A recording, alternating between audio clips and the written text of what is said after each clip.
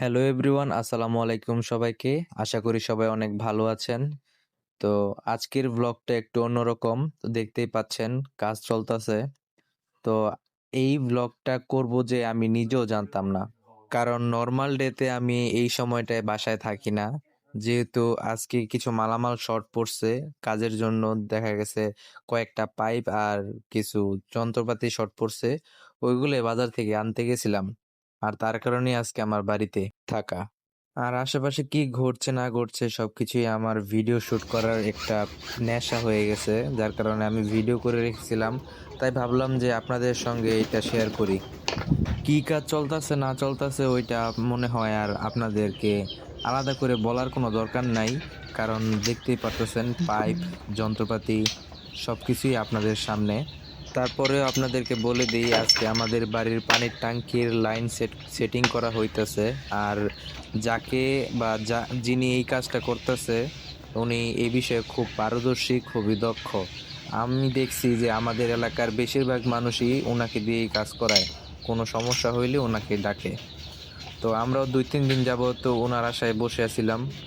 তো উনি কি করতেছে না করতেছে আমি আবার পাশে বইসা বইসা দেখতাছি আর ভিডিও করতেছি। তো প্রথমে উনি পাইপগুলো মাপ মতন কেটে তারপর বিট রেঞ্জের সাহায্যে ওইগুলোতে বিট কাটতেছিল। তো আমি এই বিষয়টা ওনাকে জিজ্ঞেস করছি। তো উনি আমাকে এই রেঞ্জটার নাম বলছে, এটা নাকি বিট রেঞ্জ। আর পাশে যে দেখতেছেন ওইটা হচ্ছে পাইপ রেঞ্জ। আর পিছনেরটা হইছে হেক্সোব্লেড। কি মূলত জিজ্ঞেস এইসব কি কাজের জন্য খান? এই ৩টা জিনিসই খুবই জরুরি। আর আরো অনেক কিছু আছে কিন্তু ওগুলো ব্যাগের মধ্যে তেমন বার করতে দেখি নাই বা তেমন দরকারও পড়ে নাই।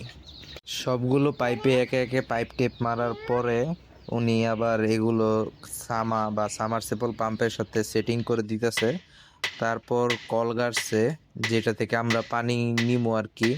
এরপর উনি নিজেই ২টা কলের সাথে ২টা সাপোর্ট গাইরা দিছে এবং ওইটার সাথে খুব সুন্দর করে বান দিয়ে দিছে যাতে এটা না নড়াচড়া করে। কারণ এইটা তো প্লাস্টিকের, নড়াচড়া করলে দেখা গেছে যে কোনো মুহূর্তে ভাঙা যেতে পারে। ইয়ান আছে তো হলো মায়া আইছে পানি ওই নিত। তো ফিল্টার আমি করার মায়েরে যে একটা বলতেছি যে আপনি যে চাকনি পানি যে নিতেছেন ভিতরে তো ময়লা থাকতে পারে, তো একবার চেক করে দেখেন। তো চাকনিটা আমি লাগাই নিজেই লইলে চেক ভালো করলাম, হইব, আসলে তাইলে দেখি ময়লা ভিতরে টয়লা লাগতো না। প্লাস্টিকের গুঁড়া আছিল, এইগুলা জগের ভিতরে ঢুকে গেছে। তো আব্বাই আমি মনে হয় কয়া বলতেছি যে লাইছে। ছাঁকনি নিয়ে নেন, ছাঁকনি নিয়ে ময়লা নিলে দেয়া ভালো যায় হইব। দেইছি।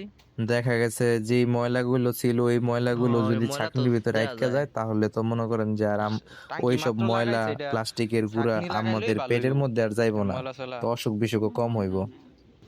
এরপর টুকিটাকি কিছু কাজ আছিল, ওইগুলো আমি আর আব্বাই মিল্লা সাইরা ফেলছি। যেমন ধরেন এই যে নিচে মাটি খোঁড়া আছে, এই মাটিগুলো কোদাল দিয়ে তারপর সমান করে লেভেল করে দিছি।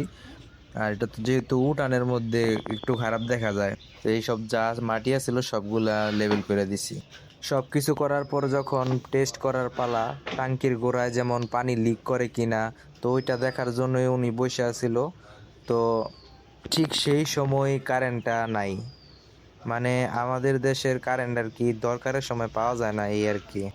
তো যাই হোক, পানির লাইন করার কারণে আমগো এবং আমগো পুরো পরিবারের খুবই উপকার হয়েছে। দেখা গেছে কলের পারে একটা দিছি আর আমগো ঘরের লগে একটা দিছি, যাতে কইরা রাত্রে কইরা যখন খাওয়া দাওয়া করি বেশি দূরে না যাওয়া লাগে। তো আশা করি ভিডিওটা আপনাদের সবার ভালো লেগেছে। তো সবাই লাইক, কমেন্ট এবং সাবস্ক্রাইব করে দিয়েন।